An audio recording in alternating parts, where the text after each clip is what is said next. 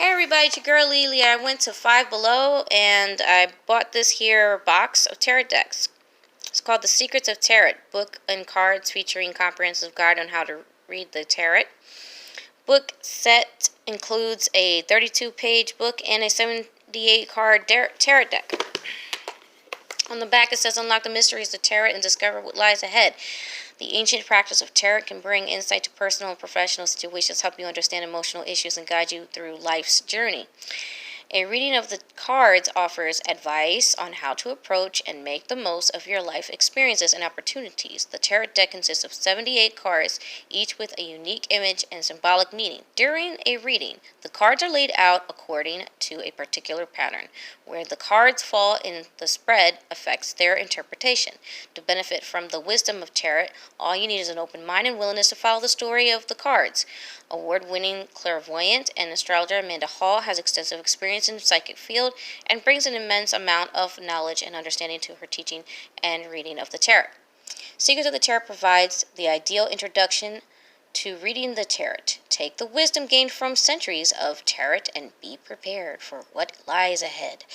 This kit contains Secrets of the Tarot book featuring 32 pages with full-color pictures and detailed explanations. This beautifully presented book will help you to unlock the mystery of the tarot. Learn how to perform different tarot types of readings with easy-to-follow guidelines about laying out the cards and interpreting their meaning.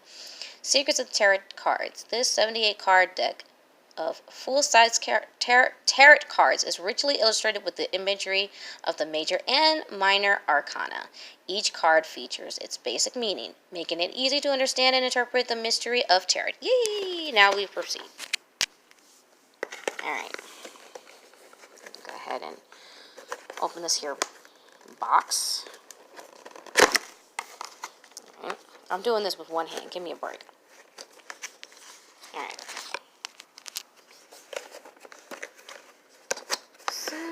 Let's open this up. My left hand is doing pretty dang good. I'm surprised. I'm not left-handed at all. And God told us to use all parts of our body, so I'm going to go ahead and use my feet. Okay, and it looks like I got everything out of the box. I'm going to lay my box over here. And we see it like this. We pick up this little piece of plastic. Card deck is here. I'm going to take the card deck out, put it right there. And here's the book, Secrets of Tarot by Amanda Hall. God, if those are her hands. Girl, we need to work on your moisturizer. Okay. No disrespect. Just facts. The Secrets of Tarot deck consists of 78 richly illustrated cards featuring the traditional major and minor arcana. The major arcana has 22 cards numbered from 0 to 21, each with a symbolic image. These cards tell a story of the journey of life, with the figures and symbols representing different characters and experiences in life. The other 56 cards, known as the minor arcana, also have individual symbolic meanings.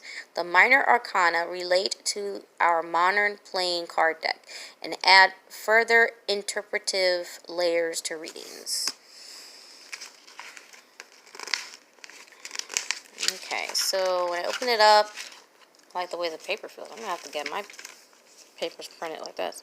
Crap, you know. Here's the table of contents. We have the introduction on page 4, history of the and origin of the tarot, reading the tarot, the cards, psychic protection, tarot spreads, the major arcana, the Mark and Amanda spread, the minor arcana, the Celtic cross spread extended. The Celtic cross spread is the one that I mainly use. I use the Celtic cross spread a lot. The daily inspiration spread, conclusion, and glossary about the author. Now, sometimes you could do a 3-card spread, a 1-card reading, or you could do the Celtic cross spread. That's mainly what I like to do. So let's see. Introduction. Tarot cards have been used for many centuries to help guide people in their lives and to help them understand the emotional issues influencing their lives.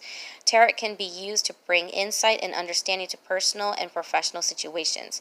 Working with the tarot regularly can help you to be aware of changes in your life and to use opportunities for the better. The tarot is a form of fortune telling or predicting events.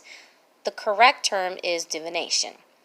You do not need any special skill to work with the tarot, but you need to have an open mind and allow the cards to form a story in the way they are laid. A reading of the cards will give answers and advice on how to handle and approach your life. When I perform a reading for my clients, I ask them to shuffle the cards on the table to commence the reading.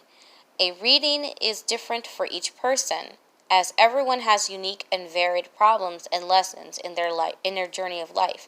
The cards work on a very personal and emotional level, tapping into your higher self or subconscious mind. I'm sorry, I'm always adding words. The cards bring out the positive and negative aspects surrounding you. When I do a reading, I do not ask a question, but allow the cards to describe the answers needed.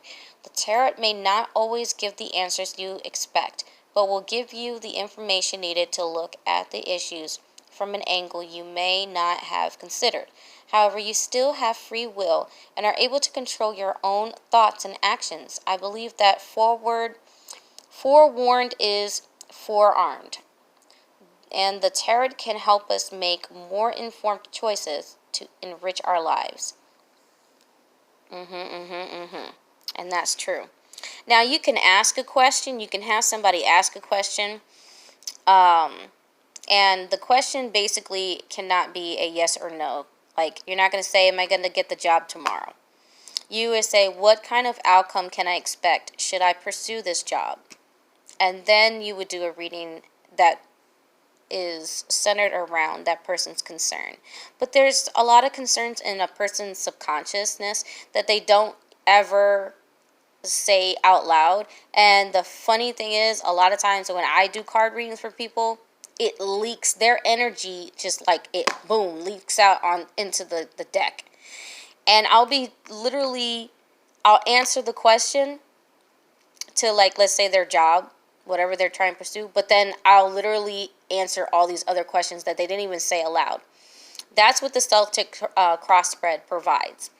But if you do like a one card spread, you definitely want to have the person just like take a minute, ask the question what they have on their mind, and then you drop it down. There you go. Or you can say, what's my reading for today? Drop a card. That usually works. So, because remember, everybody's energy is like what? Has no figure, so it's always churning, and it's always changing, it's always changing. People are always changing their minds. People are always, their minds are always thinking. So how the heck are you going to just get one answer? You're not going to get one answer. You're going to get a lot of answers. But I will say this, to the part where it says here that you do not, require any skill to use the card deck, that's true. But you do need skill in order to be able to tap in. Like if you are a sensitive person, some people just use the word psychic. But what if you don't use the word psychic? What if you use the word just a sensitive, intuitive person? You're just intuitive. Okay, so you're intuitive. A intuitive person can actually give somebody a psychic reading, or a prediction without the use of cards, candles, or anything like that. It's just something that comes from within that was given to them from above. And I always say above because that's my belief, because you know how they say as above, so below? Okay, enough said. Just made my point. History and origin of the tarot. No one really knows where the tarot had its origins, but the history of the tarot cards in Europe seems to date back to the 14th century, to the days of Marco Polo. The original teaching of the tarot is said to be based on 22 pewter plates which made up the major arcana. A reading of these was used to decide when to plant crops or to make important national or political decisions, such as when to go to war. Now, I can actually answer their question. Why? Because I went to school. So, if anybody remembers how to make a compass using a paper clip and putting it in water, and mind you, you want to put it in, like, it's not just going to be like in water in the ocean, it's going to be in something circular. The paper clip will turn in a certain direction to help people, to point them in the direction they need to go. That, along with like the three kings who were very into astrology, it's these type of individuals that came up with the tarot card readings. They decided to make life simpler by putting things on these cards. And at the time, it wasn't called tarot cards. It was called something else. That part I don't remember. But I digress. I'm going to continue to read what this book says. Many years later, the minor arcana cards were added to the tarot. See? Not everything that you buy will literally dive into the dynamically the details of whatever you purchase, your tarot deck, your crystals, your crystal ball, or your crystals that you use to heal yourself, which is also very scientific. Not a lot of people do that. I mean, it's really, otherwise this book would be a lot thicker. It wouldn't be no 32 pages. It would be definitely a lot thicker. I'm not going to go ahead and just keep reading and reading, because I'll be here forever, and this would be one long video. So far it is. So I'm just going to leave it at that. So far it's basic, and it's very fun. This one goes into reading tarot. We have a few little objects. This one mentions cups, wands, swords, and pentacles. And what I can tell you from experience is that a lot of these have to do with certain energies that from your client, if you want to call them that, or just the questionnaire. You would only call somebody a client if they're paying you. If they're not paying you, they're not a client. Just don't call somebody a client unless they're paying you. And never do, and this is like out of respect towards people and other people's personal space and energy. Never give somebody a card reading unless you ask them for permission, because you have to have somebody's consent before you can do a reading on them. That's number one. Number one. So cups and so forth and so forth. I think I ran out of space.